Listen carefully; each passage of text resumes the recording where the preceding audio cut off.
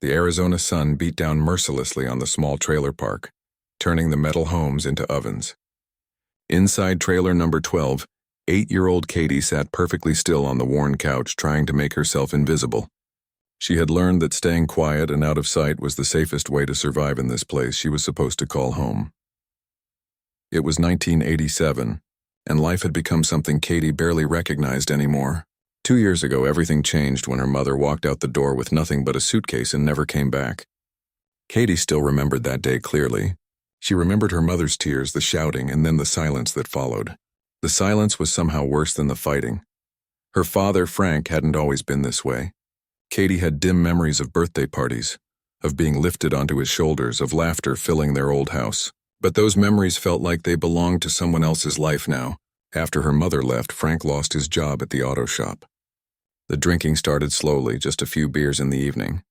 Then it became a 12-pack. Then whiskey bottles appeared, and the man Katie called Dad began to disappear behind bloodshot eyes and slurred words. The trailer they lived in now was nothing like their old home. The carpet was stained and smelled like cigarettes and spilled beer.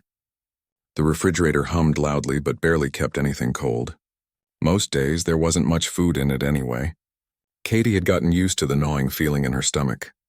At school, she would eat her free lunch slowly, trying to make it last, knowing it might be all she got that day. Her teachers had started to notice things.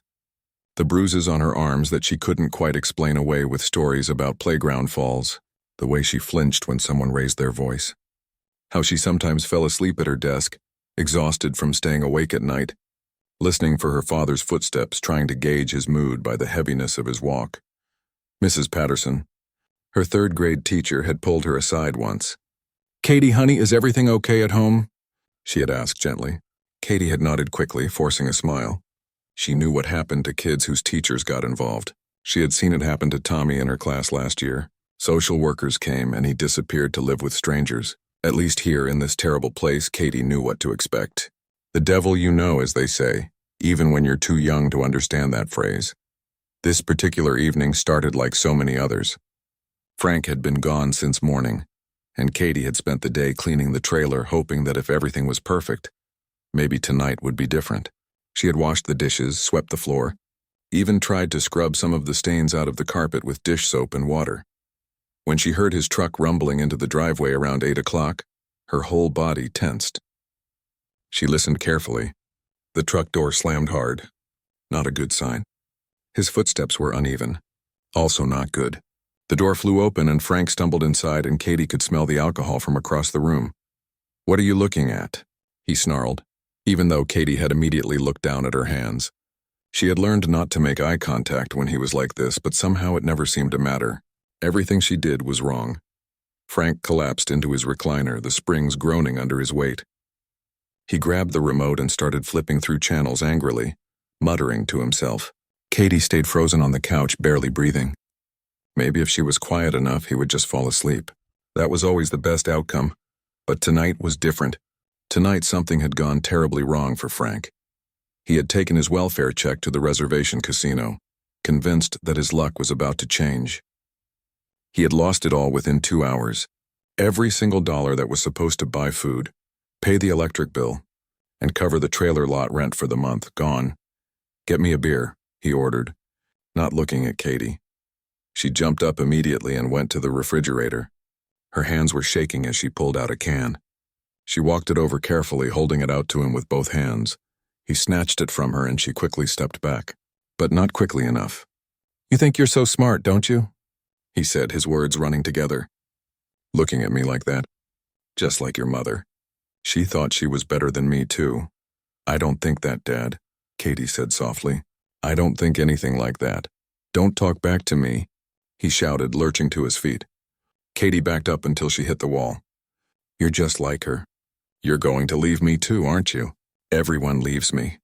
Everyone thinks they're too good for Frank Martinez." "No, Dad, I won't leave. I promise," Katie said, tears starting to roll down her cheeks. She meant it too. Where would she even go? Who would want her? The next few hours were a blur of his ranting, his drinking, and Katie's silent prayers for it to just end. She tried to slip away to her small bedroom, but he called her back. "Clean this mess up," he demanded, gesturing at the empty beer cans scattered around his chair. Katie moved quickly, gathering the cans into a trash bag. That's when it happened. One of the bottles near the chair had whiskey still in it. As she reached for it, her elbow bumped it and it tipped over, spilling the amber liquid onto the floor before the bottle hit the ground and shattered. The sound of breaking glass seemed to echo forever. Everything stopped. Frank's face turned dark red and something in his eyes shifted. It wasn't anger anymore. It was rage. Pure, uncontrolled rage. Do you know how much that cost? He screamed, standing up so fast his chair tipped backward. Do you have any idea how much money you just wasted? I'm sorry, I didn't mean to, Katie sobbed, dropping to her knees to pick up the glass pieces with her bare hands. Sorry? Sorry doesn't pay for anything. Frank was on her before she could move, grabbing her left arm and yanking her to her feet. Katie cried out in pain as his fingers dug into her skin like claws. Please, Dad, you're hurting me, she begged, trying to pull away. But Frank wasn't Frank anymore. He was something else, something broken and mean and beyond reason. He twisted her arm violently and Katie felt something inside her body give way. There was a sound, a horrible cracking sound that seemed too loud to be real. And then pain exploded through her entire body. The kind of pain she had never felt before. The kind of pain that made the room spin and turned her vision white. She was screaming, but it sounded far away, like it was coming from someone else. She collapsed to the floor and Frank let go, stumbling backward, staring at his own hands like he didn't recognize them. Katie's arm hung at a strange angle. It didn't look like an arm anymore. It looked wrong, like a broken doll's arm. The pain was so intense she couldn't breathe properly. She curled around it, sobbing, rocking back and forth on the dirty carpet among the broken glass. For a moment, Frank seemed to come back to himself. His face went pale. Katie, I didn't mean... But then fear replaced whatever guilt he might have felt. Fear of what he had done, fear of the consequences, fear of losing the one person he had left, even though he treated her like she was worth nothing. Stop crying, he said, but his voice was shaking. Just stop. It's probably not even broken. You're being dramatic. But Katie couldn't stop. The pain was too much. Her whole body was shaking. She felt cold and hot at the same time. She thought she might throw up. In the trailer next door, Mrs. Chen heard the screams. She paused while washing dishes, her hands still in the soapy water. She had heard fights from that trailer before. They all had, but she didn't know what to do. Last time someone called the cops on Frank, he had slashed their tires. It was easier to turn up the television, to pretend you didn't hear anything. That's what everyone in the trailer park had learned to do. Katie lay on the floor for what felt like hours but was probably only minutes. Frank stood over her, breathing hard, deciding what to do. He couldn't take her to the hospital. They would ask questions. They would see the old bruises. They would take her away, and he would go to jail. He couldn't let that happen. Go to your room, he finally said. Just go to your room and sleep it off. It'll feel better in the morning. Katie somehow got to her feet, cradling her broken arm against her chest, and stumbled to her small bedroom. She collapsed on the mattress on the floor that served as her bed. There was no pillow, no blankets tonight. Just her and the pain and the darkness. Through the thin walls, she could hear her father opening another beer. She could hear the television click back on, and she knew with a certainty that settled into her bones alongside the break that tomorrow would not be better. Tomorrow would be worse, because now her father had crossed a line he couldn't uncross, and he would do anything to hide what he had done. Katie pulled her knees up to her chest, careful not to move her arm, and cried silent tears until exhaustion finally pulled her into a fitful sleep. Her arm throbbed with each heartbeat, a constant reminder that the worst was yet to come. When Katie woke up the next morning, she thought maybe the night before had been a nightmare. But the moment she tried to move, reality came crashing back. Her arm felt like it was on fire. The pain was so intense it made her stomach turn, and she had to bite her lip to keep from crying out. She looked down at her arm and felt her breath catch. It was swollen to nearly twice its normal size. The skin had turned a deep purple color with patches of yellow and green around the edges. Her fingers were puffy and cold. When she tried to move them, shooting pains ran all the way up to her shoulder. Katie managed to get to her feet, dizzy and weak. She hadn't eaten since lunch at school the day before, and her mouth was dry. She walked slowly to the bathroom, each step sending jolts of agony through her arm. In the mirror, she barely recognized herself. Her face was pale and covered in sweat. Dark circles ringed her eyes. She looked sick. She felt sick. Frank was passed out in his recliner, empty beer cans scattered around him like aluminum soldiers. Katie moved quietly past him to the kitchen. She tried to pour herself some water with her right hand, but the glass was too heavy. It slipped and clattered in the sink. Frank stirred but didn't wake up. Katie gave up and drank straight from the faucet, the cold water helping a little with the nauseous feeling. She knew she should go to school, but how could she? Her arm hung uselessly at her side. She couldn't even put on a different shirt. She was still wearing yesterday's clothes, now wrinkled and stained with sweat and tears. When Frank finally woke up around noon, he looked at Katie for a long moment. She saw something flicker across his face, maybe regret, maybe fear, but then his jaw set hard, and she knew he had made some kind of decision. "It's not that bad," he said, not quite looking at her arm. "You're young. Kids heal fast. Just keep it still for a few days." "Dad, I think I need to see a doctor," Katie said quietly. Speaking made her head hurt. Everything hurt. It really hurts. "We don't have money for doctors," Frank snapped. "You think money grows on trees? You think I'm made of cash?" He stood up and started pacing, running his hands through his greasy hair. "This is your fault anyway. If you hadn't knocked over that bottle, none of this would have happened." Katie said nothing. She had learned that arguing only made things worse. But inside, a small voice whispered that this wasn't her fault, that fathers weren't supposed to hurt their children like this. That voice was getting harder to ignore. 3 days passed. 3 days of pain that never stopped. Katie's fever climbed. She shivered under her thin sheet even though the Arizona heat turned her bedroom into an oven. Her arm smelled strange now. A sweet, sick smell that made her gag. She couldn't eat even when Frank brought her crackers. Water was all she could keep down. On the 4th day, Frank came into her room with a look on his face that Katie couldn't read. He had been drinking, but he wasn't drunk. He seemed nervous, jumpy, his eyes darting around like he was expecting someone to burst through the door. "Get up," he said. "We're going out." Katie struggled to her feet, the room spinning around her. "Where are we going?" she asked hopefully. Maybe to the hospital. Maybe he had finally realized how bad this was. "Just do what I tell you," Frank said, and that hope died as quickly as it had sparked to life. He drove her to the grocery store in town, the same store where she used to come with her mother before everything fell apart. Katie leaned against the truck window, watching the desert landscape blur past. She felt like she was watching everything through a fog. Frank parked in the lot and pulled out a piece of cardboard from the truck bed. He had written something on it with a thick black marker. "Help me please," it read in messy letters. Katie felt her stomach drop when she saw it. "You're going to sit right there," Frank said, pointing to a spot near the store entrance. "You're going to show people your arm and you're going to collect money. Whatever people give you, you put it in this." He handed her a plastic cup. Katie stared at him. "What? You heard me. This is your fault we're in this mess. Now you're going to help fix it." Frank's face was hard. No trace of the father he used to be. "And don't you dare tell anyone what really happened. You tell them you fell off your bike. You got that?" Katie nodded slowly. What choice did she have? She was 8 years old with a broken arm, no mother and nowhere to go. She was trapped, and Frank knew it. He set her up on the concrete, propping the cardboard sign against the wall beside her. "I'll be watching," he said, gesturing to his truck parked across the lot. "Don't try anything stupid," and so Katie sat. The concrete was hot even in the shade of the store's overhang. The Arizona sun beat down mercilessly. People walked past, some dropping coins in her cup without looking at her face. Others hurried by, avoiding eye contact altogether. A few stopped to stare at her arm, their faces showing shock or pity before dropping dollar bills in her cup. "What happened to you, sweetie?" an elderly woman asked, kneeling down with difficulty. "I fell off my bike," Katie recited, the lie tasting bitter in her mouth. "My dad is trying to get money for the doctor."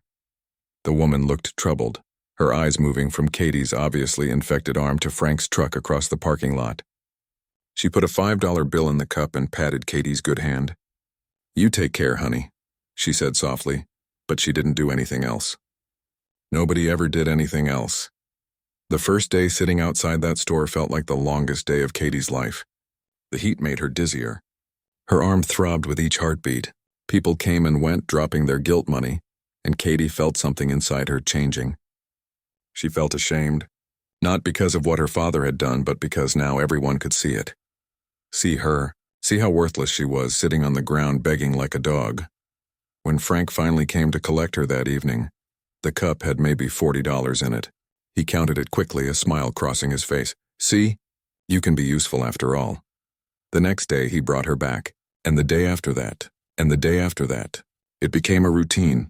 Frank would drop her off in the morning and pick her up when the store closed. Sometimes he would check on her during the day, collecting the money from the cup so nobody could steal it. He always parked where he could watch her, making sure she didn't talk to the wrong people or try to run away. Not that Katie could have run anywhere. By the end of the first week, she could barely sit upright. The infection in her arm had spread. Her fever made everything feel unreal, like she was floating outside her body. She would drift in and out, sometimes not remembering whole hours. People's faces blurred together. Their voices sounded like they were underwater. The store manager, a middle-aged man named Pete, noticed her. How could he not? She was there every single day, this little girl with a broken arm that was clearly getting worse, not better. He thought about calling someone. Child services, maybe. The police. But what if he was wrong? What if her father really was just poor and trying to get medical help? Pete had been raised to mind his own business. Don't make assumptions, his mother always said. Don't judge people when you don't know their story. So Pete did nothing. He would tell himself later that he didn't know, that he couldn't have known how bad it really was. But deep down he knew. They all knew. The shoppers who dropped their coins and hurried past. The employees who saw her every day. The security guard who sometimes brought her a bottle of water. They all knew something was very wrong, but knowing and acting are two different things. Katie began to give up hope. She stopped looking at people's faces when they dropped money in her cup. She stopped saying thank you. She just sat there, cradling her ruined arm, existing from one moment to the next. The pain had become so constant that she almost got used to it. It was just part of her now, like breathing. At night, back in the trailer, Frank would count his money. He never spent it on a doctor. Instead, Katie would hear him leave after she went to bed, and when he came back, he smelled like alcohol and cigarettes in the casino. He was gambling it all away, every dollar that people had given out of kindness for a little girl's broken arm. Sometimes Katie wondered if she would die. The thought didn't even scare her anymore. Death seemed peaceful compared to this. No more pain. No more sitting on hot concrete while people stared. No more pretending that this was normal, that this was okay, that tomorrow might be better. But tomorrow never was better. Each day was worse than the last. Her arm was now a dark purple-black color. She couldn't feel her fingers anymore. The smell coming from it made people wrinkle their noses as they walked past. Some stopped giving money altogether. Who wants to help someone who looks like they're already beyond help? On the 10th day of sitting outside that grocery store, Katie barely noticed when a man stopped in front of her. She had stopped tracking the people. They were just shapes now, blurry figures that moved past her spot on the ground. But this man didn't move past. He stood there, and something about his stillness made Katie look up. What she saw was a face she didn't recognize but would never forget. A face that looked at her not with pity or disgust or guilt, but with concern. Real concern. The kind that came from someone who actually saw her. Not just her injury or her cardboard sign, but her, Katie, the person underneath all the pain and shame. She didn't know it yet, but everything was about to change. Because sometimes, just sometimes. Joseph Toe had seen a lot in his 34 years of life. Growing up on the Navajo reservation, he had witnessed poverty, addiction, and pain that most people only saw in movies. He had lost friends to alcohol, to accidents, to the kind of hopelessness that settled into your bones when opportunities felt like they belonged to someone else's world. But Joseph had been lucky. He had a grandmother who believed in him, a wife who stood by him, and 3 healthy children who gave him a reason to get up every morning. He worked construction, hard physical labor that left his muscles aching and his skin darkened even more by the relentless sun. The job was in town, off the reservation, which meant he had to navigate 2 worlds. The Navajo world of his home, where he spoke his language and followed the traditions his grandmother had taught him, and the white world of work, where people sometimes looked at him with suspicion or dismissed him before he even opened his mouth. Joseph had learned to carry himself carefully in that white world. Don't give them a reason to notice you. Don't stand out. Keep your head down and do your work. It was safer that way. Easier. He had seen what happened to Navajo men who spoke up or got involved in things that weren't their business. Justice didn't always look the same for everyone, but Joseph also carried something else inside him. His grandmother called it K. It was a Navajo concept that was hard to translate into English. It meant kinship, but it was bigger than that. It meant responsibility to all people, not just your family. It meant that you were connected to everyone around you, and their suffering was your suffering. It meant you had an obligation to help even when it was hard, even when it was dangerous. For 10 days, Joseph had been stopping at the same grocery store after work to pick up supplies. And for 10 days, he had seen the little girl sitting outside. At first, he thought maybe she was there with a parent who was shopping. But then he saw the sign, saw her arm, saw how she never moved from that spot on the ground, hour after hour, day after day. The first few times, Joseph had done what everyone else did. He dropped some money in her cup and kept walking. But something about her stayed with him. That night at dinner, he couldn't stop thinking about her. The way her arm hung at that impossible angle.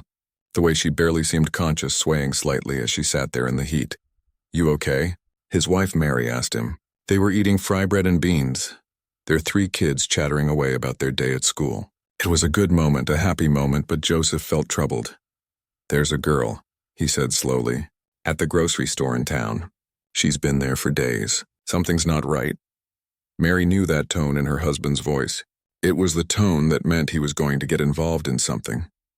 "Joseph," she said carefully, "you need to be careful. You know how things are," he did know. Just last year, a Navajo man from a neighboring chapter had tried to help during a car accident in town. He had pulled a woman from a smoking vehicle, probably saved her life. But when the police arrived, someone said he had caused the accident. It took weeks to clear his name, and in the meantime he lost his job and nearly lost his family. Fear did that sometimes, made people see threats where there were only helping hands. But the next day, Joseph went back to the store. This time, instead of just dropping money and leaving, he stopped. He really looked at Katie. Her arm was worse than he had thought. The swelling had increased. The discoloration was the kind that meant serious infection. He had volunteered with tribal youth services for years, helping kids who had been hurt or neglected, and he knew the signs. This child needed a hospital. Not tomorrow. Not later, now. "Hey there," Joseph said softly, crouching down to her level. Katie's eyes slowly focused on him. They were glassy with fever, but there was something else in them too. A wariness, a fear that was about more than just pain. "Hi," she whispered. Her voice was barely audible. "That's a pretty bad injury you got there," Joseph said, keeping his voice gentle. "What happened?" Katie's eyes darted across the parking lot to where Frank's truck sat. "I fell off my bike," she said mechanically. The words came out flat, rehearsed. A story told too many times to too many people. Joseph followed her gaze and saw the man watching from the truck. Something cold settled in his stomach. He knew that look. The territorial posture. The aggressive way the man stared back at him. This wasn't a concerned father. This was someone guarding something. Or hiding something. "That must have been some fall," Joseph said, turning back to Katie. "Have you seen a doctor? My dad says we don't have money for doctors." "That's why—" She gestured weakly at the cup, at the sign. Joseph reached into his pocket and pulled out a $20 bill, but instead of putting it in the cup, he held it out to Katie. "You hungry? When's the last time you ate something?" Katie's eyes filled with tears at the question. She couldn't remember. Yesterday, maybe? The day before? Time had gotten fuzzy. "I don't know," she admitted. "Wait here," Joseph said. He went into the store and bought a sandwich, some fruit, and a bottle of water. When he came back, Katie was still sitting in the same position, but tears were rolling down her cheeks. Joseph opened the water bottle for her and held it while she drank.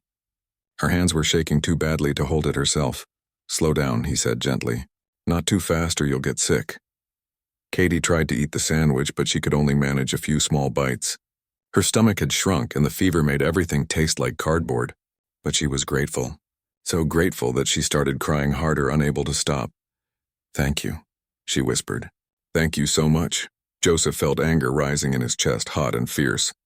This little girl, sitting on concrete in the Arizona heat with a clearly broken and infected arm, was thanking him for a sandwich. For basic human kindness. What kind of world allowed this to happen? He tried asking her more questions. Where did she live? What was her name? Did she go to school?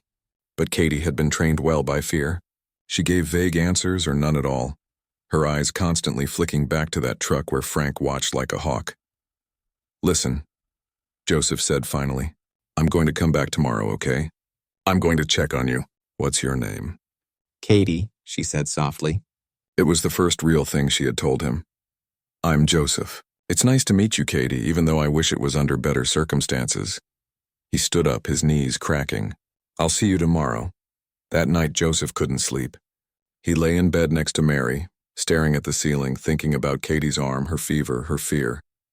He thought about his own children, sleeping safely in their rooms. He thought about what his grandmother had taught him about Kay, about responsibility to others.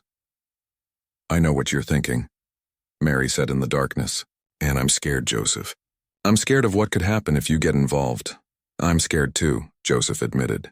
But I'm more scared of what will happen if I don't. That little girl is dying, Mary. Slowly, right there in front of everyone. And nobody's doing anything. Because it's dangerous to do something, Mary said. You know how they see us in that town. You get involved with a white man's kid and they'll twist it into something ugly. They'll say you had bad intentions. They'll make you the villain. Joseph knew she was right. He had seen it happen before. But he also knew that he couldn't walk away. Not from this. Not from Katie. The next day and the day after that, Joseph stopped to see Katie. He brought her food and water. He tried to talk to her, to get her to trust him enough to tell him the truth about what had happened. And slowly, piece by piece, Katie began to let her guard down. She told him about her mother leaving, about how her father changed. She didn't tell him directly about the abuse, not at first, but Joseph could read between the lines. The way she tensed when she mentioned her father. The way she called the trailer his place instead of home. The way she said she had to be careful, had to be quiet, had to be good. Joseph started taking pictures with a disposable camera he bought at the store. He photographed Katie's arm from different angles, making sure to capture the progression of the infection. He talked to other shoppers, asking if they had seen the girl, how long she had been there. He was building evidence, though he wasn't quite sure yet what he would do with it. He called a friend who worked with tribal legal services and asked hypothetical questions about child welfare cases. What were his rights as a witness? What happened if he reported suspected abuse? What protection was there for people who came forward? The answers weren't encouraging. The system was complicated, especially when it crossed jurisdictional lines. And there was always risk. Risk that he would be ignored. Risk that he would face backlash. Risk that his involvement would somehow make things worse for Katie instead of better. But the biggest risk, Joseph realized, was doing nothing. Because Katie was running out of time. Her arm was dying. The infection was spreading through her system. He could see it in her face, in the way her eyes had stopped focusing properly, in the way she could barely hold herself upright anymore. On the 10th day, Joseph made his decision. He couldn't wait for the perfect moment or the perfect plan. He couldn't wait for someone else to step up. Katie needed help now, and he was the only one offering it. He had parked his truck where he could see both Katie and Frank's vehicle. He had his camera ready. Joseph sat at his kitchen table that night with his head in his hands. His dinner had gone cold, untouched. Mary and the kids had already gone to bed, but sleep felt impossible. Every time he closed his eyes, he saw Katie's face, her infected arm, the way she swayed like she might collapse at any moment. He had all the pieces in front of him. The photographs he had taken, the names of other shoppers who had seen Katie, the notes he had made about the progression of her injury, the phone numbers for various agencies. But having the pieces and knowing what to do with them were two different things.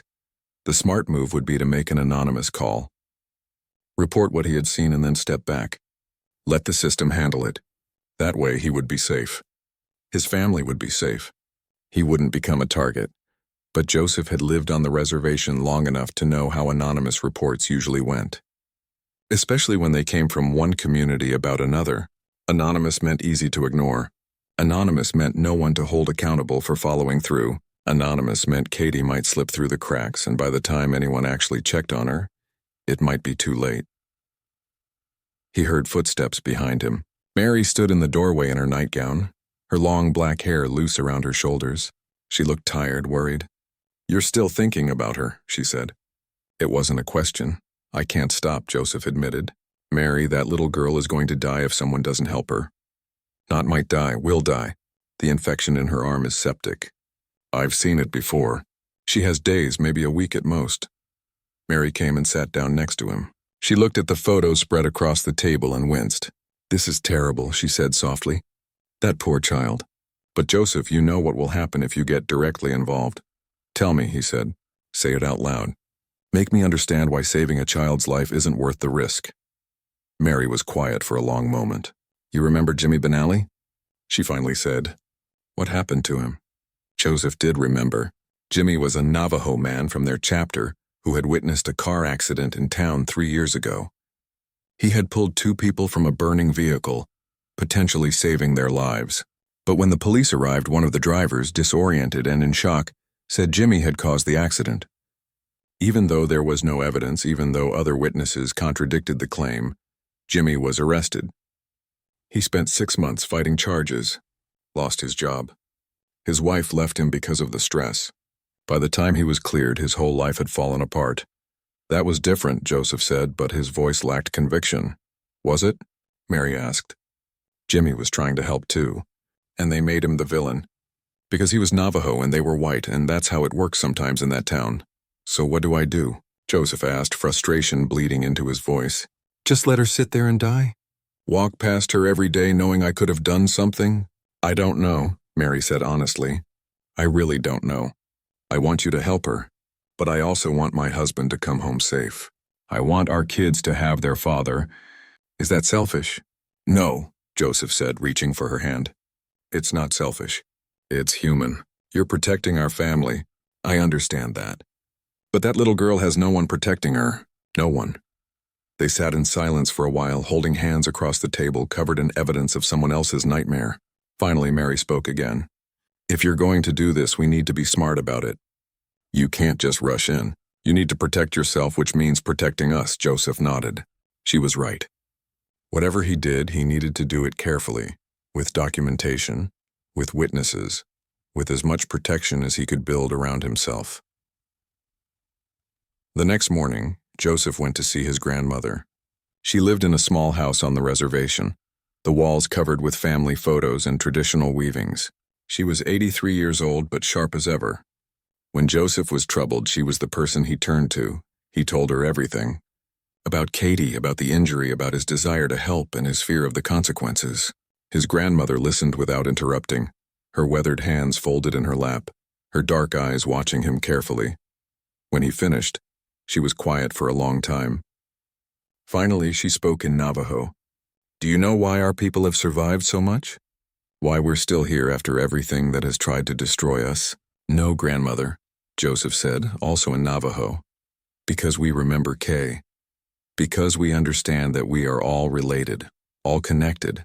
When one of us suffers, we all suffer. When one of us needs help, we all have a responsibility to give it.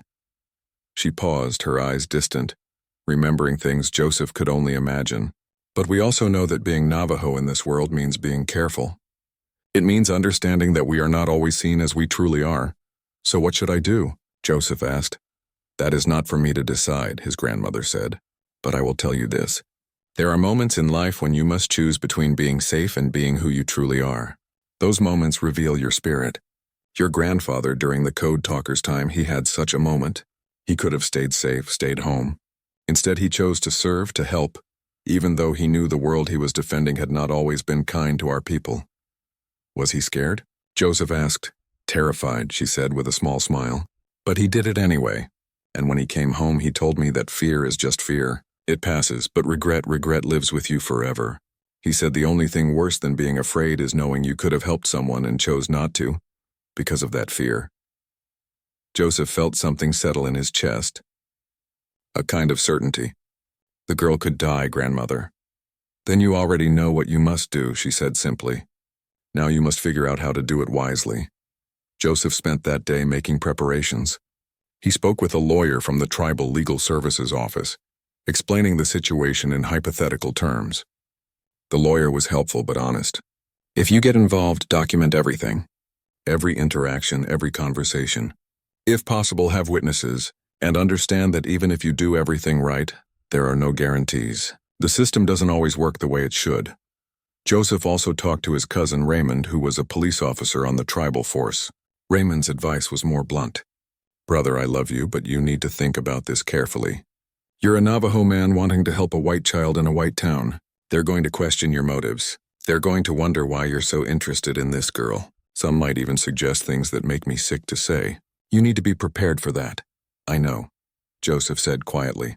But what's the alternative? Let her die to protect myself? Raymond sighed heavily. No, of course not. Just be careful. Be very, very careful. And if things go sideways, call me immediately. I'll do what I can. That evening, Joseph sat his 3 children down. They were young, the oldest only 11, but he felt they deserved to know what might be coming. He explained in simple terms that there was a little girl who needed help, and that Daddy was going to try to help her. But some people might not understand and might say mean things. His oldest daughter, Lily, looked at him with serious eyes. Is it the right thing to do, Daddy? I believe it is, Joseph said. Then you should do it, Lily said simply. At 11, her view of the world was still beautifully uncomplicated. Right was right. Wrong was wrong. Joseph envied that clarity. His middle child, a son named Marcus, asked, What if people are mean to you? Then I'll handle it, Joseph said, because sometimes doing the right thing is hard. But that doesn't make it less right. His youngest, a 6-year-old daughter named Rose, climbed into his lap. Will you be okay, Daddy? Joseph hugged her tight. I'll be okay, sweetheart. I promise. It was a promise he hoped he could keep. The next day, Joseph went back to the store with a plan. He would offer to pay for Katie's medical care directly. He would tell the father that no questions needed to be asked. No reports needed to be filed. Just let him take her to the hospital, get her arm treated, and then everyone could go their separate ways. It was a peaceful solution, a way to help Katie without creating conflict. But as Joseph walked toward the store, he saw Frank sitting in his truck, and something in the man's posture told Joseph that peaceful wasn't going to be an option. Frank had noticed Joseph's repeated visits, had seen how Joseph talked to Katie, brought her food, took pictures, and Frank, paranoid and defensive, had already decided that Joseph was a threat. Joseph took a deep breath. His grandmother's words echoed in his mind. Fear is just fear, it passes, but regret lives with you forever. He walked toward Katie, who was slumped against the wall, barely conscious. Her arm was now a horrifying shade of black and purple. The smell of infection was strong enough that other shoppers gave her a wide berth. Katie, Joseph said softly, kneeling down. Katie, can you hear me? Her eyes fluttered open. They were unfocused, glassy with fever. Joseph? She whispered. Yeah, it's me. Listen, I'm going to help you, okay? I'm going to get you to a hospital. My dad, she started to say, but her voice trailed off. I know, Joseph said. I'll talk to him. Don't worry about that. You just focus on staying with me, okay? He stood up and looked at Frank's truck. The man was already getting out, his face red with anger. Joseph knew that the next few minutes would determine everything. Not just for Katie, but for himself, for his family, for the kind of person he was going to be. The grocery store parking lot was busy that afternoon. It was Saturday, and families were stocking up for the week ahead. Kids ran around with shopping carts while parents loaded bags into their cars. Normal people doing normal things, unaware that they were about to witness something that would make them question their own inaction. Frank climbed out of his truck with the aggressive posture of a man spoiling for a fight. He had been watching Joseph for days now. This Navajo man who kept coming back, kept talking to Katie, kept looking at him with those judging eyes.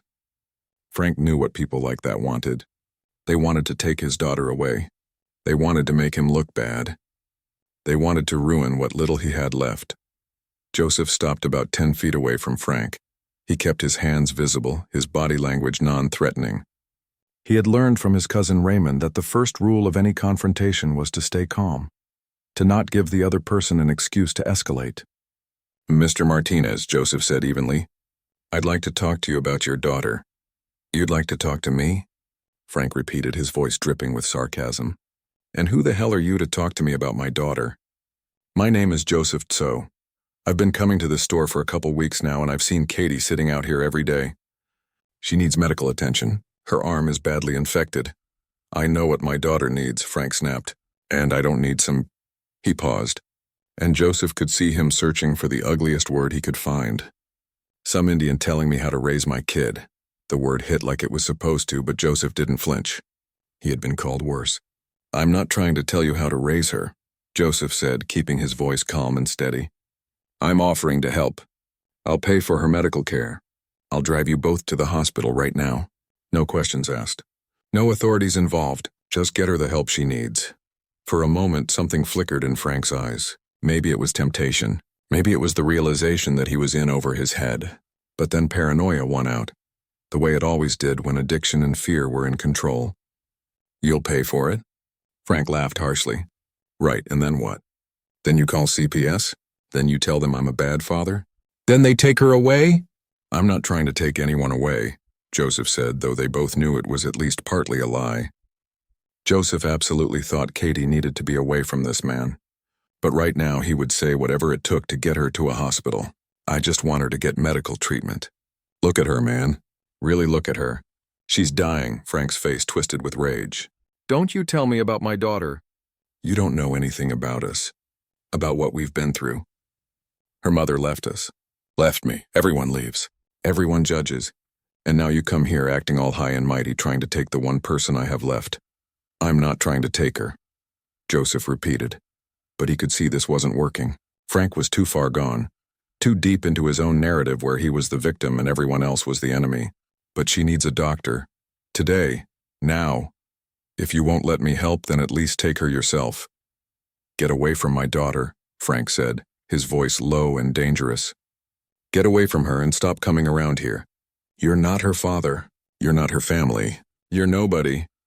Joseph felt his own anger rising, but he pushed it down. Anger wouldn't help Katie. You're right, he said. I'm not her family, but someone needs to care about what happens to her, and right now I'm the only one doing it. That was the wrong thing to say. Frank's face went red and he stepped forward, his fists clenched. You're saying I don't care about my kid? You're saying I'm a bad father? A small crowd had started to gather.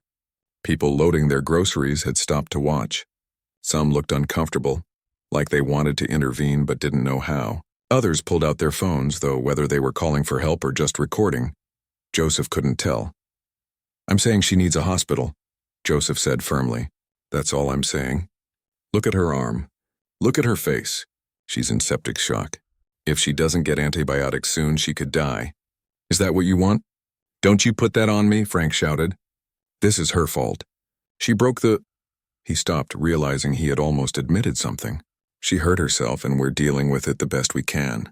We don't need charity from people like you. People like me, Joseph repeated. What kind of people is that? Frank didn't answer, but his expression said enough. Joseph had dealt with prejudice his whole life, the kind that lived just under the surface of everyday interactions. But usually it was quieter than this. Usually people had the decency to hide it behind polite words and uncomfortable silences. Frank was too drunk on anger and fear to bother with pretense. I'm going to call 911, Joseph said, pulling out his cell phone. It was a basic flip phone, nothing fancy, but it worked.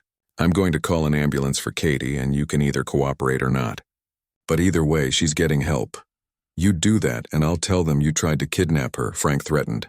I'll tell them you've been stalking her. Coming here every day, taking pictures. What kind of man does that? They'll believe me over you. A white man over some native hanging around a little white girl. The words hung in the air, ugly and true. Joseph knew Frank was probably right. In a situation like this, with these dynamics, who would the police believe first? The scared white father protecting his daughter? Or the Native American man who admitted to photographing a child? But Joseph also knew that if he walked away now, Katie would die. He could see it in her face, in the way she had slumped over, barely breathing. She had hours, not days. This was the moment. There was no more time for planning or protection or playing it safe. Then that's a risk I have to take, Joseph said. And he started dialing. Frank moved fast for a drunk man. He covered the distance between them and swung a wild punch at Joseph's face. Joseph, who had grown up wrestling with his cousins and had done construction work that kept him strong and quick, saw it coming. He ducked under the punch and grabbed Frank's arm, using the man's own momentum to spin him around and pin his arm behind his back. I don't want to hurt you, Joseph said, holding Frank firmly, but not roughly. But I'm not going to let you stop me from helping your daughter. Frank struggled, cursing and spitting, trying to break free. The crowd of shoppers had grown larger. Some people were shouting, "Call the police." Others were recording on their phones. A few were actually calling 911, their voices overlapping as they tried to explain what was happening. "Someone help Katie," Joseph shouted, still holding Frank. "She's the little girl over there. She needs water and shade. Please, someone help her while we wait for the ambulance." For a moment, nobody moved.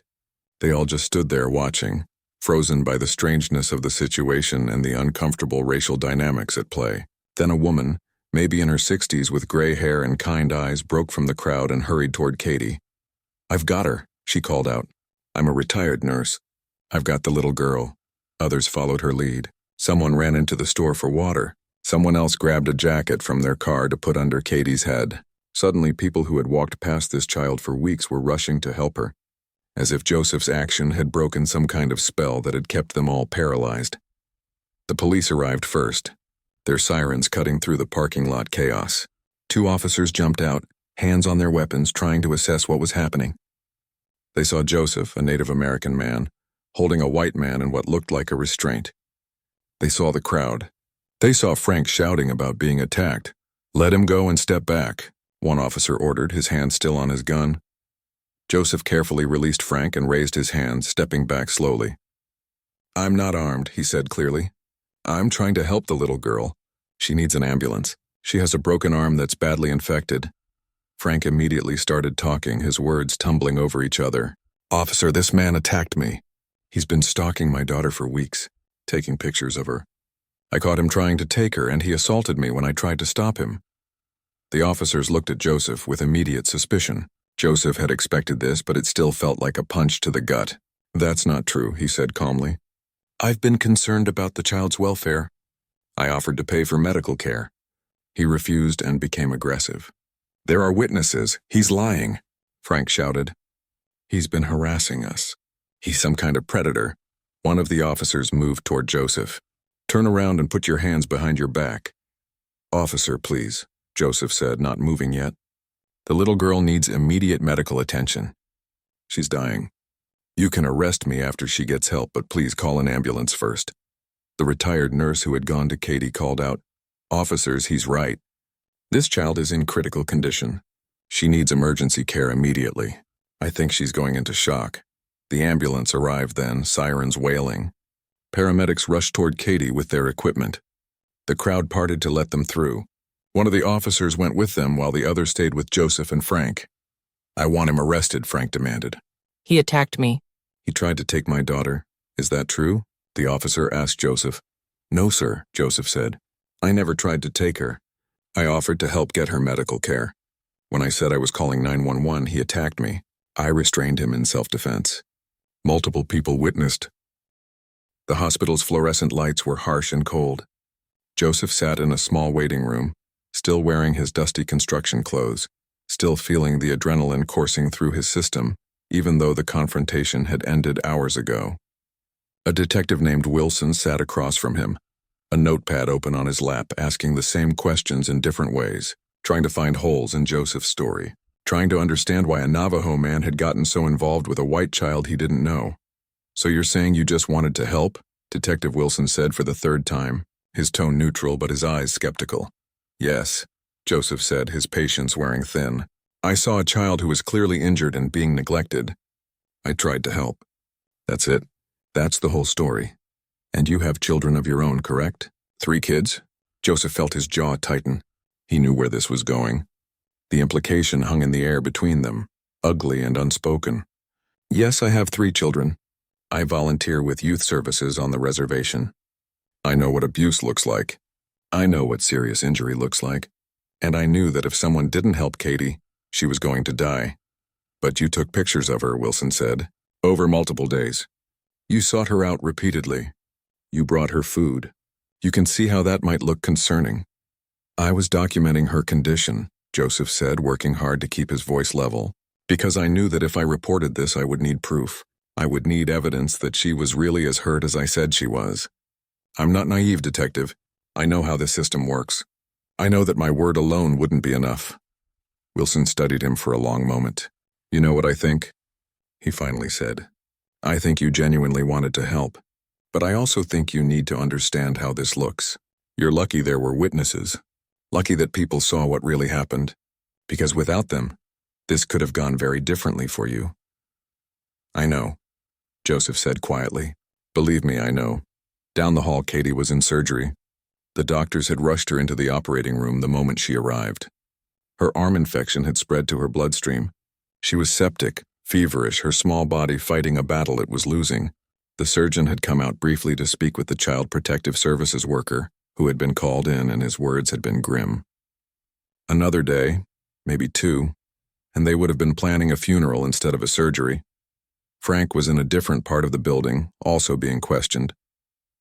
But unlike Joseph, Frank had been arrested. The charges were still being determined, but child abuse was definitely on the list. The paramedics had documented everything. The weeks-old fracture, the advanced infection, the clear signs of neglect and malnutrition. Katie's condition told a story that Frank couldn't talk his way out of. When Detective Wilson finally let Joseph go, it was almost midnight. "Stay available," Wilson said. "We'll likely have more questions. And Mr. Tissot, next time you see something like this, call us first. Don't take matters into your own hands." Joseph nodded, but they both knew that calling wouldn't have been enough. How many people had seen Katie and done nothing? How many had thought about calling but never actually did it? Sometimes taking matters into your own hands was the only option left. Outside, Mary was waiting in their old truck. When Joseph climbed in, she immediately wrapped her arms around him, and he felt himself start to shake. The adrenaline was finally wearing off, and in its place came exhaustion and emotion. "Is she okay?" Mary asked. "She's in surgery," Joseph said. "They think they can save her arm. They think she'll survive." But it was close. So close, Mary held him tighter. "And you? Are you okay?" "I don't know," Joseph admitted. "They questioned me for hours. Like I was a suspect. Like wanting to help a dying child made me suspicious. But they let you go," Mary said. "That's what matters." This time, Joseph said. But Wilson was right. If there hadn't been witnesses, if people hadn't spoken up, this could have ended very differently. I could be in a cell right now instead of going home to our kids. They drove back to the reservation in silence, both lost in their own thoughts. When they got home, Joseph's grandmother was there, sitting in their living room even though it was after midnight. She took one look at Joseph's face and said, "Come here, grandson." Joseph sat next to her, and she held his hand in both of hers. Her skin was weathered and soft, her grip surprisingly strong. "You did a brave thing today," she said. "I'm not sure brave is the right word," Joseph said. "Maybe stupid. Maybe reckless." "No," his grandmother said firmly. "Brave is exactly the right word. Brave doesn't mean not being afraid. Brave means doing what's right even when you are afraid. Even when there's a cost. You saved that child's life today." "But at what cost to my family?" Joseph asked. "What if it had gone wrong? What if they had arrested me? What if—" "But they didn't," his grandmother interrupted. "And now a little girl gets to live, gets to have a future.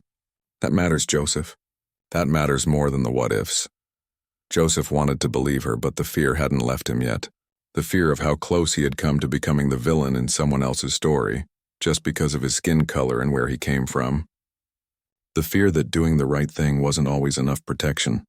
Over the next few days, the story spread.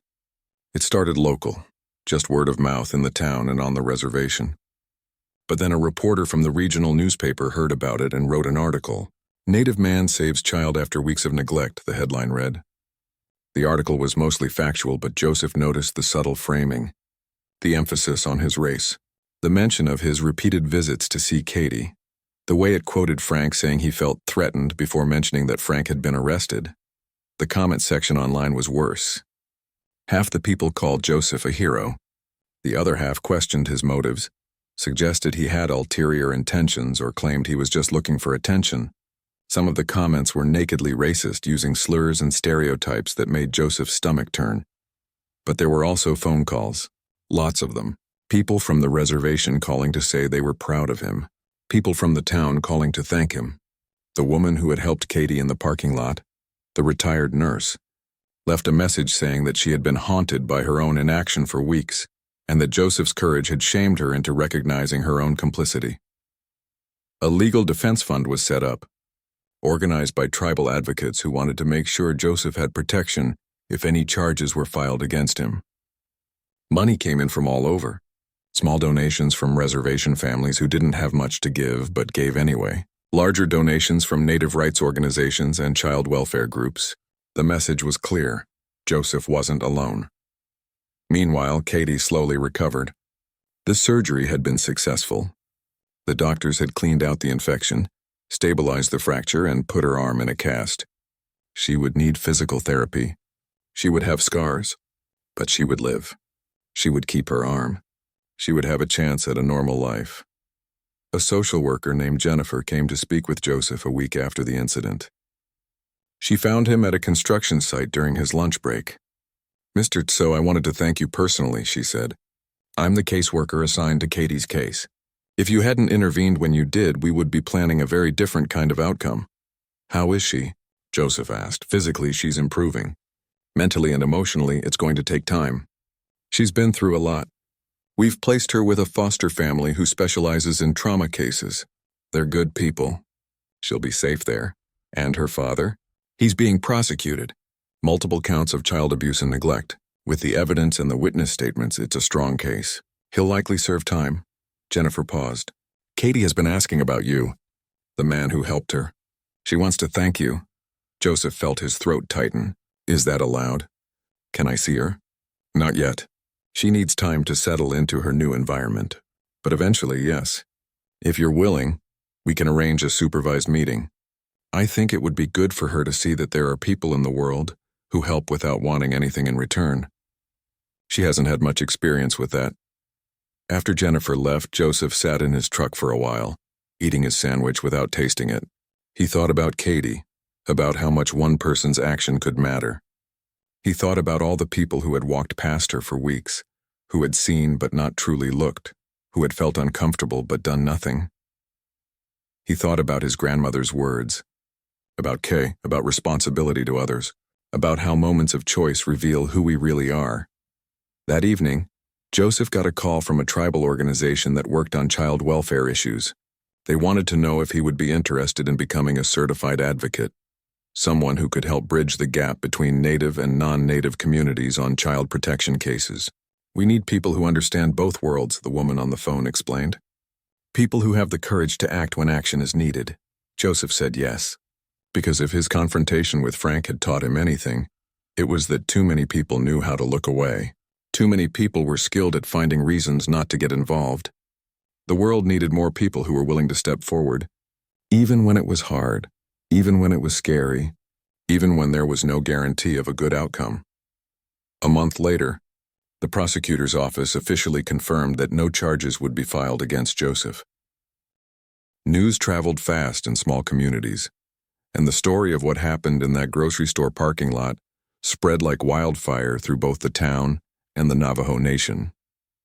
But the story people heard depended on where they heard it from, and in the days following the confrontation, two very different narratives began to emerge.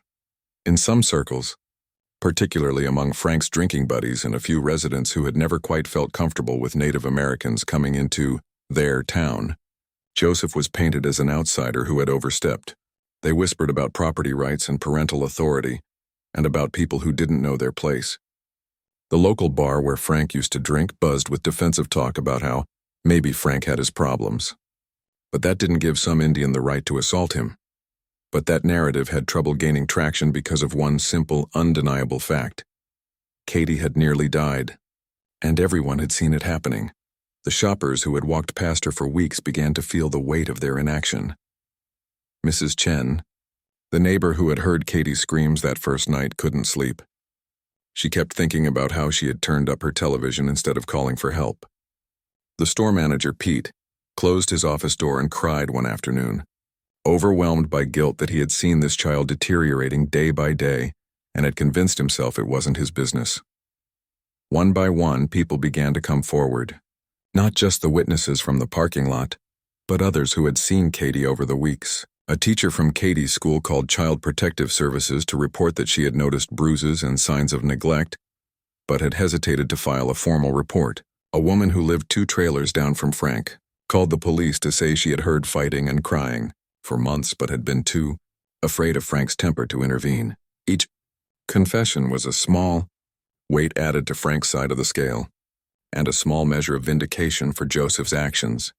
But for the people making these confessions, they were also acts of conscience that came too late. They had to live with the knowledge that their silence had nearly cost a child her life. The media attention grew. What started as a single newspaper article became regional news, then state news. Television reporters showed up at the grocery store, filming segments in the parking lot where Katie had sat for so many days. They interviewed shoppers, showed photos of Katie's infected arm, and tried to understand how this could happen in plain sight of so many people. Joseph's home became a target for reporters too. They camped out near his house on the reservation, hoping for an interview.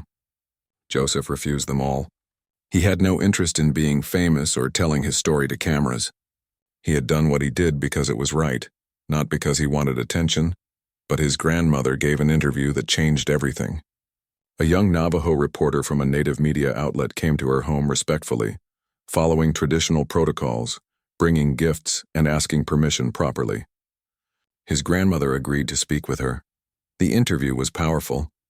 Joseph's grandmother spoke in Navajo with English translation about Kay, about the principle of kinship and responsibility that was central to Navajo culture. "We believe that we are all related," she explained to the camera. "Not just blood relatives, but all people. When someone suffers, we all suffer. When someone needs help, we all have a responsibility to give it." My grandson understood this. He saw a child suffering, and his spirit could not allow him to look away. She spoke about the long history of Native Americans being viewed with suspicion when they tried to help others, about how her grandson had risked his own safety and freedom because he believed a child's life was worth that risk. She spoke about courage and character, and about how the world would be a better place if more people chose to act instead of looking away. The interview went viral. It was shared across social media platforms, viewed hundreds of thousands of times, and sparked a national conversation about bystander intervention, community responsibility, and the barriers that keep people from helping those in need. Suddenly, Joseph wasn't just a local story. He became a symbol. Native rights organizations celebrated him as an example of indigenous values in action. Child welfare advocates used his story in training sessions about the importance of reporting suspected abuse. Even people who had never thought much about the Navajo Nation or Native American communities found themselves moved by the idea of K, of universal kinship and responsibility. Letters began arriving at Joseph's home, hundreds of them, from other survivors of child abuse, thanking him for being the kind of person they wished had been in their lives. From parents, saying his story had inspired them to pay more attention to the children in their communities. From teachers and social workers and police officers, promising to do better, to act faster, to not let fear or bureaucracy prevent them from protecting vulnerable children. One letter particularly moved Joseph. It was from an elderly man who had been a code talker during World War II, one of the Navajo Marines who had used their language to create an unbreakable code that helped win the war. "Young man," the letter read, "I served this country even though it had not always been kind to our people. I did it because I believed in doing what was right even when it was hard. You remind me of why I made that choice. You remind me that our people have always understood what it means to serve others, to sacrifice for others, to see beyond ourselves. You make me proud to be Navajo." Joseph kept that letter in his wallet, but not all the attention was positive. Joseph also received threatening letters and phone calls, anonymous messages telling him to stay in his place, to stop thinking he was special, to remember that he was just an Indian who had gotten lucky. Some threatened violence against his family.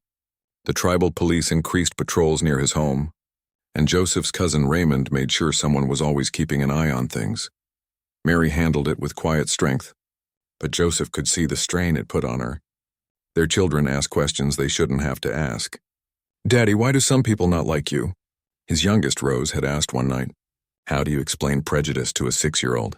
How do you tell her that some people will hate you for the color of your skin or the shape of your features or the culture you come from? 6 weeks after the incident, a community meeting was held at the town hall. It had been organized by a coalition of concerned citizens who wanted to address what had happened and figure out how to prevent it from happening again. The room was packed. People from the town, people from the reservation, Reporters, social workers, police officers, and curious onlookers all crowded into the space. Joseph attended with his family and his grandmother. He sat quietly in the back hoping to just listen. But when the moderator opened the floor for comments, person after person stood up and spoke about him. The retired nurse who had helped Katie in the parking lot stood up first. "I'm ashamed," she said, her voice shaking with emotion. "I'm a medical professional. I saw that child deteriorating day after day and I did nothing. I told myself it wasn't my place to interfere. I told myself someone else would handle it.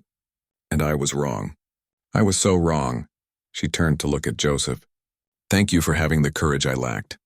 Thank you for being the person I should have been." Others followed. The woman who had given Katie $5 stood up and admitted she had suspected abuse, but convinced herself she was overreacting. A police officer admitted that he had driven past Katie multiple times, but had never stopped to investigate. A school counselor talked about the signs of abuse that teachers are trained to spot, and admitted that the system often failed children because people were afraid of being wrong, afraid of causing trouble, afraid of the consequences of speaking up. Then someone unexpected stood up. It was a man named Robert, who had been one of Frank's drinking buddies. He was sober now, his hands shaking as he held the microphone. "I knew Frank was a mess," Robert said. "I knew he was drinking too much and that his kid was suffering. But I didn't want to lose my drinking buddy, so I didn't say anything. I didn't do anything. And I have to live with that now. I have to live with knowing that I chose Frank's company over Katie's safety." Robert turned to Joseph, tears streaming down his face. "You did what I should have done. What a lot of us should have done.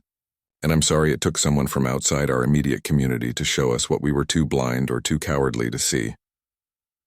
The meeting went on for 3 hours. Plans were made for better child welfare coordination between the town and the reservation. Training programs were proposed for recognizing and reporting child abuse. A community watch system was discussed, where neighbors looked out for each other's children. The grocery store manager announced that they would be training all employees on child welfare warning signs and would be implementing a policy of immediately reporting any suspected abuse or neglect. Near the end of the meeting, the moderator asked if Joseph wanted to say anything. Everyone turned to look at him.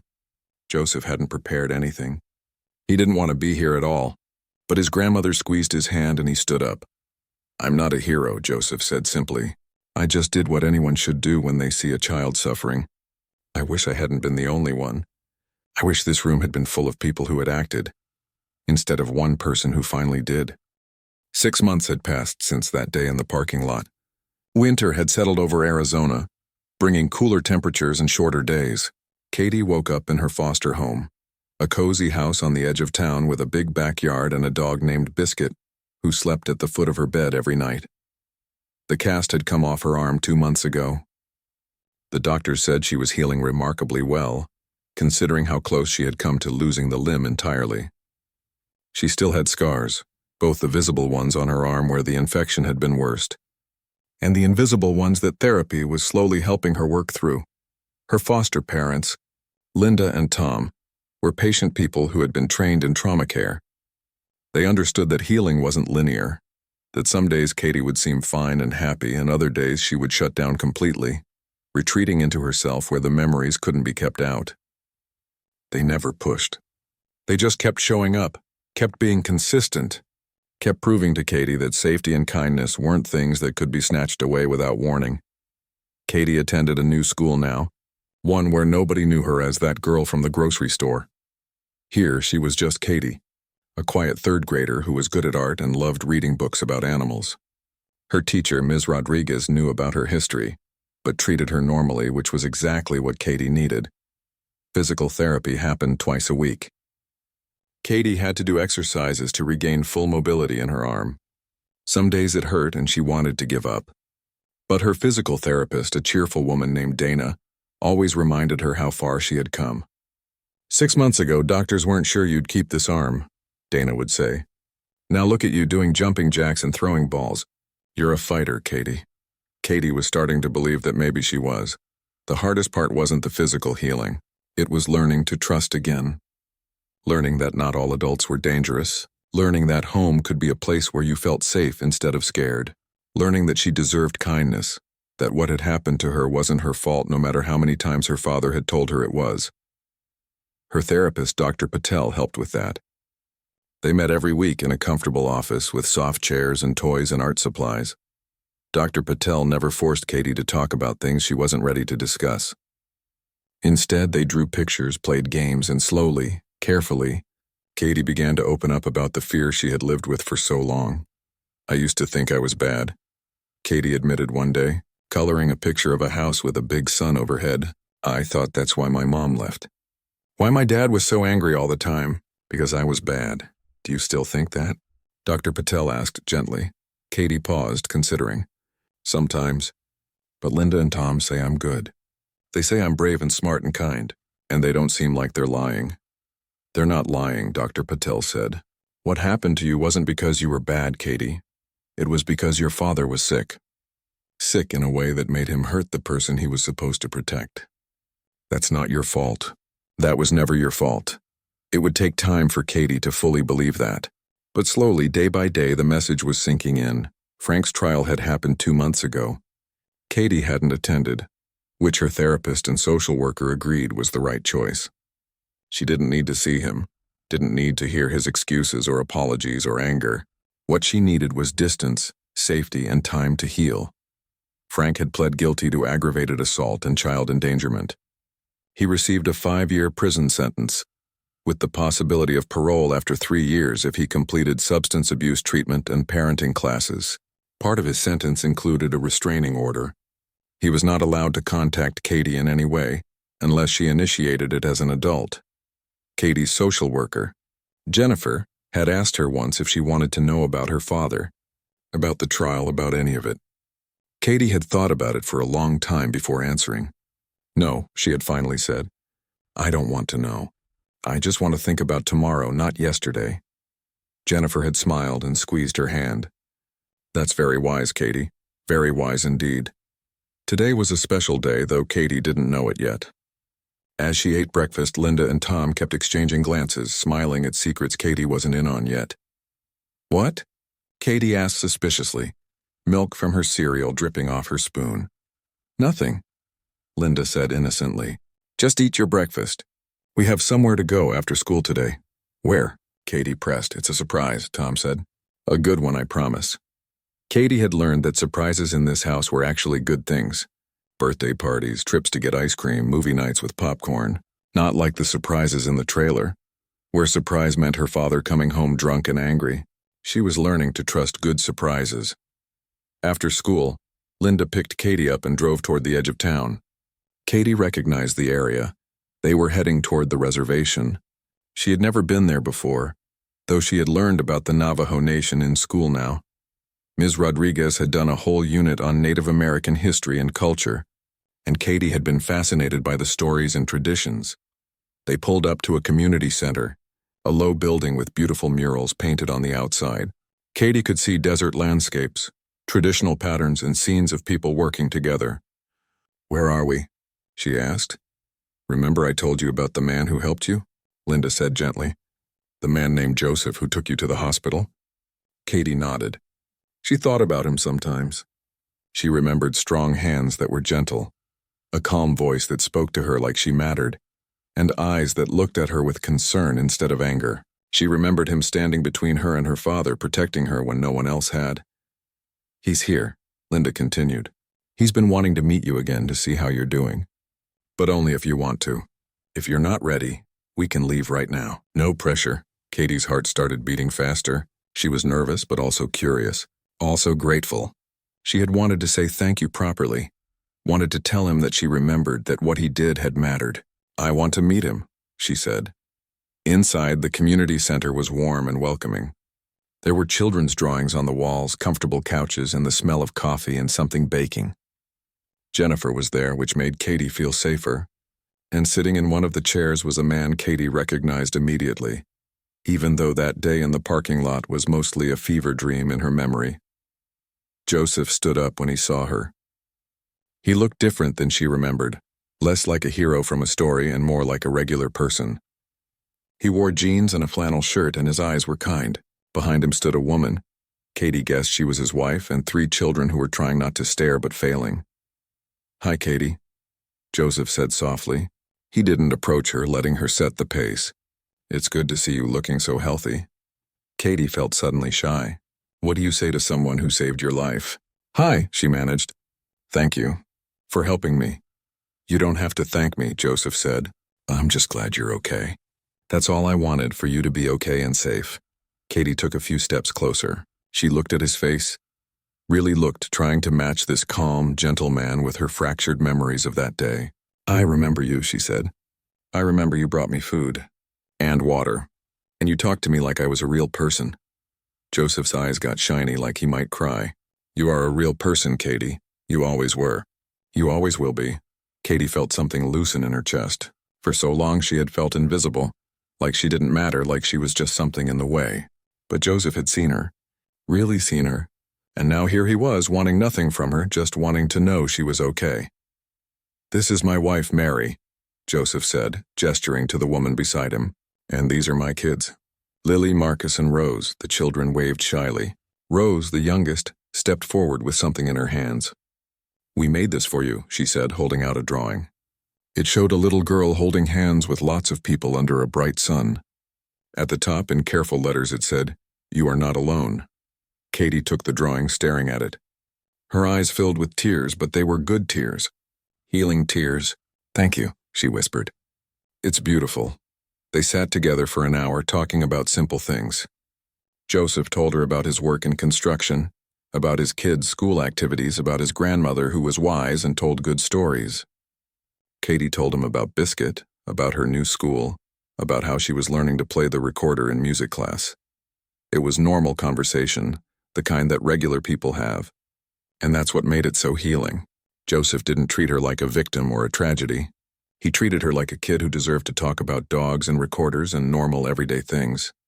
I do something now because of you, Joseph said as their visit was winding down.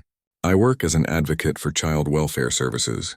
I help train people to recognize when kids need help, and I work to make sure Native and non-Native communities communicate better about protecting children. Katie's eyes widened. Because of me? Because of you, Joseph confirmed. What happened to you opened my eyes to how many kids are suffering in silence and how many people see but don't act. I wanted to help change that. So now I teach people about K. What's that? Katie asked. It's a Navajo word that means we're all related, all connected, Joseph explained.